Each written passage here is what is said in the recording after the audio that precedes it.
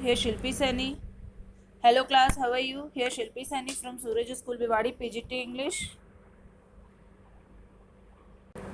Today we will start our next lesson, verbs expressing the past, lesson 8. Clear class? Read this timeline and complete the sentences. You will have to do this exercise. Okay, the answer will be given you later. The past tense is used to express an action that has already occurred. जो past tense है वो एक तरीके से action show करता है जो पहले ही हो चुका है. क्लियर? अब जैसे for affirmative or positive sentence we write subject, past form of the verb and then object. ये हमारा सेंटेंस ऑर्डर है. जो इंसिडेंट पहले हो चुकी है उसके ऊपर हम डिस्कस करते हैं. पास्ट टेंस में सब्जेक्ट है, past form of the verb यानी कि second form of the verb and then object. Example देख सकते हैं आप. Here you can see the bear slept, the bear slept. Clear? And then Khushi painted a beautiful painting. Clear? तो यहाँ पर आप क्या देख सकते हैं कि खुशी ने पेंट किया. This is the past incident. Clear? And then here you will see now negative sentence. Negative में क्या होता है? Subject did not, base form of the verb and then object. The bear did not slip.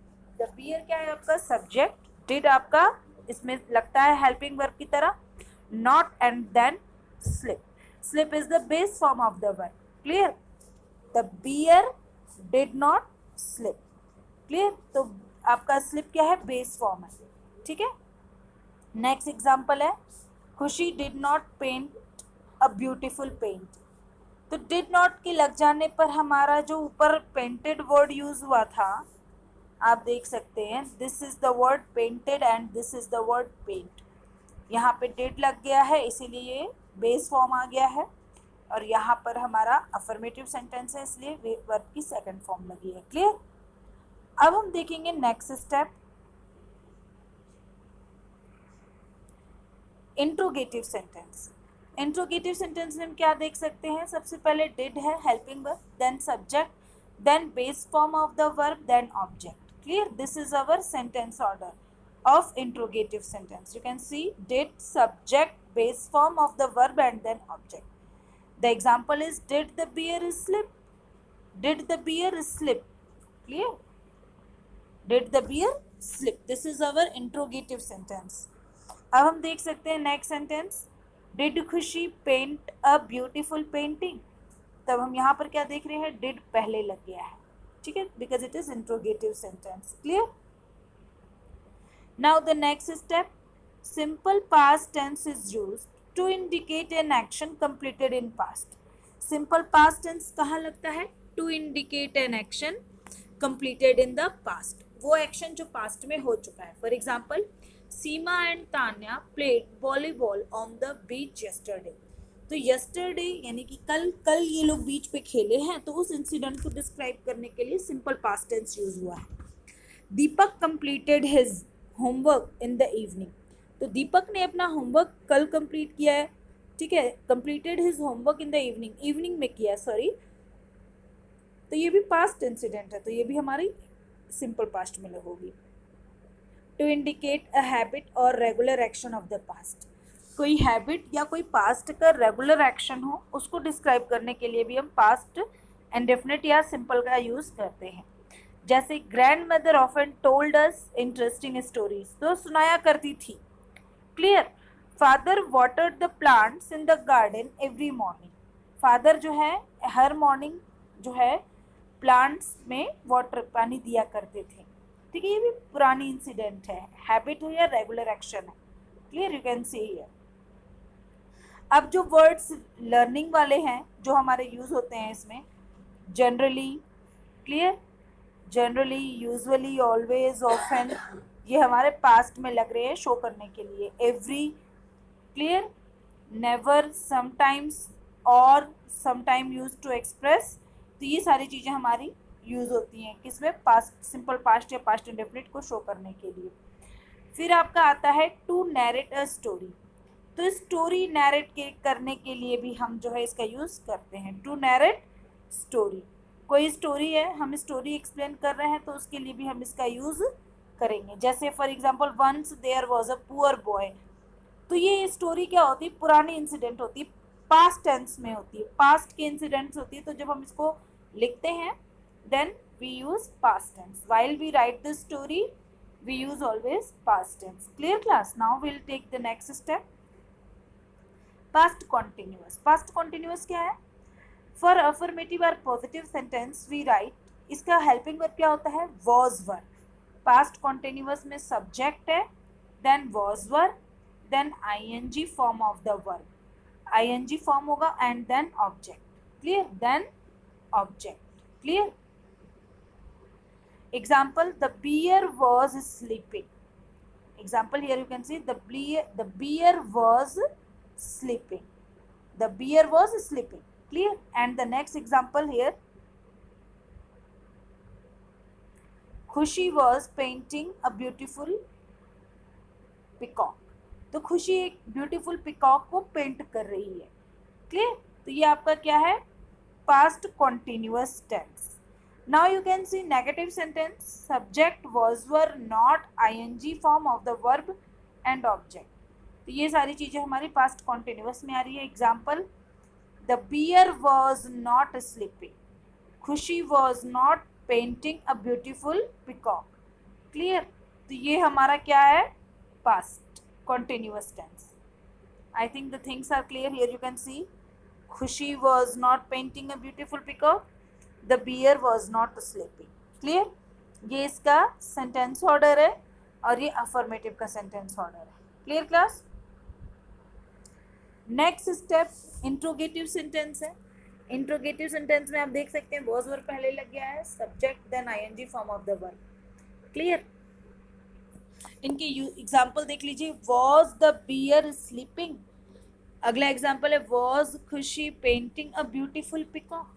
तो ये हमारा past continuous interrogative है. अब इनके यूसेस क्या क्या है, to denote an action going on at the time at some point of time in past. Past में कोई एक्शन हो रहा है, ठीक है, उसके बारे में जब हम बात करते हैं तो क्या होता है, past continuous tense. I was travelling to my home town last evening. Last evening home town travelling मतलब होम टाउन जा रहा था, ट्रैवलिंग कर रहा था. ठीक है, तो ये आपका पास्ट कॉन्टिन्यूअस है. Soma was doing her homework between 4 and 5. तो 4-5 के बीच सोमा अपना होमवर्क कर रही थी. तो पास्ट कॉन्टिन्यूअस टेंस. क्लियर? अब इनके यूसेज क्या क्या है आप देख सकते हैं. फर्स्ट हो गया, सेकंड देखिए, टू डिस्क्राइब सिचुएशन और action that had started at some point of time but had not end time it is referred to. अब ये कह रहे हैं कि ये सिचुएशन या एक्शन को डिस्क्राइब करती है जो कि कुछ समय पहले शुरू हुई है और उसमें टाइम मेंशन नहीं है. जैसे we were watching a film when you called. हम लोग मूवी देख रहे थे जब तुमने बुलाया. क्लियर? अगला एग्जाम्पल देखिए, she was cleaning the house when the guest arrived. Clear? तो ये क्या है, पास्ट इंसिडेंट्स है. ये कब हुई, कैसे हुई, बस पास्ट में कंटिन्यू हो रही है तो उसे हम पास्ट कॉन्टिन्यूअस में लिखेंगे. नेक्स्ट है which words like always continuously for persistent habit in the past. कोई हैबिट है हमारी पास्ट की जो लगातार है, कंटिन्यू है, उसके लिए हम इसका यूज करते. जैसे Madhur and Meena were always quarrelling. ये पास्ट हैबिट है, हमेशा लड़ रहे थे. I was practising yoga continuously. मैं 3 साल से लगातार योगा प्रैक्टिस कर रही थी. तो ये आपके किस में आ जाते हैं, पास्ट में. परफेक्ट टेंस क्या है, आइए देखते हैं. पास्ट परफेक्ट में आप देखते हैं for affirmative sentence. Affirmative sentence अगर हम देखें तो इनका जो हेल्पिंग वर्ब है वो हैड है. क्लियर? हैड है. Subject had, past participle form. Past participle form यानी third form of the verb and then object. Example, the bear had slept. Second, खुशी had painted a beautiful peacock. ये आपके past है, पहले काम हो चुका है. ठीक है, नेगेटिव सेंटेंस में आप देख सकते हैं सब्जेक्ट हैड नॉट, फिर उसके बाद आपका पास्ट पार्टिसिपल फॉर्म यानी कि third form of the verb, sorry, और फिर इसके बाद आपका ऑब्जेक्ट। एग्जाम्पल आप देख सकते हैं the bear had not slept. Clear, तो ये आपका पास्ट परफेक्ट टेंस है। नेगेटिव में क्या हो रहा है, had subject past participle, sorry ये आपका इंट्रोगेटिव है, नेगेटिव नहीं है। Had subject past participle form of the verb and then object. Clear, तो ये आपका क्या है, पास्ट परफेक्ट है। एग्जाम्पल आप देख सकते हैं हैड द बियर स्लेप्ट, ये आपका एग्जाम्पल है, हैड द बियर स्लेप्ट। और आपका दूसरा जो एग्जाम्पल है वो क्या है, had Khushi painted a beautiful peacock, had Khushi painted a beautiful peacock. Clear, ये आपका दूसरा एग्जाम्पल है। अब आप इसका यूज देख सकते हैं, to denote an action completed in past at some point in the past before another, मतलब दूसरा एक काम शुरू हो रहा है और उससे ये पहले शुरू हो गया है काम। एक ऐसा एक्शन जो कि कंप्लीट हो चुका है एक निश्चित टाइम पर, ठीक है, before another action took place, एक दूसरा काम शुरू होने के पहले जो है एक्शन फिनिश हो चुका है, पूरा हो चुका है। Therefore it generally used along with past simple, और तभी जो है कभी कभी past simple tense के साथ इसका यूज होता है। For example the children had decorated the classroom before the principal entered, तो आप यहाँ पे देख सकते हो